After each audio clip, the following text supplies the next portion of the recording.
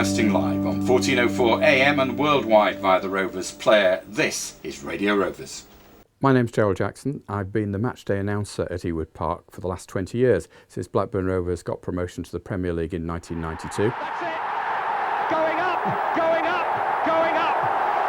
Blackburn Rovers have made it at last! A typical match day at Ewood Park sees me arrive at 10. Then we go into the studio at 11 o'clock, go on air at 11 AM live around the world via the Rovers player, as well as, of course, across Blackburn on 1404 AM.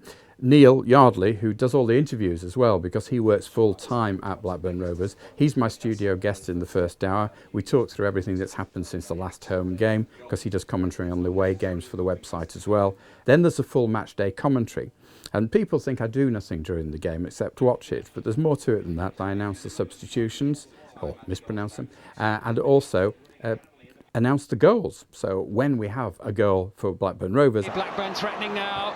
Bradley Orr, decent ball in towards Jacobo, and it's an equalising goal, and David Dunn's there. I get very excited. The scorer for Blackburn Rovers, number 8, David Dunn.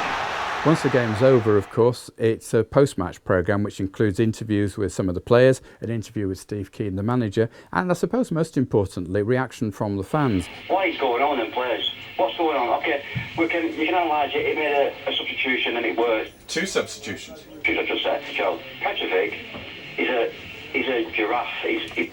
And then it's time to say goodbye until the next From me, time. Gerald Jackson. For now, thanks very much for listening, and we'll speak to you again very soon. Unusually, sometimes match days occur on a Monday, and that means I'm going to go straight from Ewood Park to Radio Lancashire for the next broadcast. And there aren't many people who do 7 hours on one radio station and then go and do another 3 hours on the next one.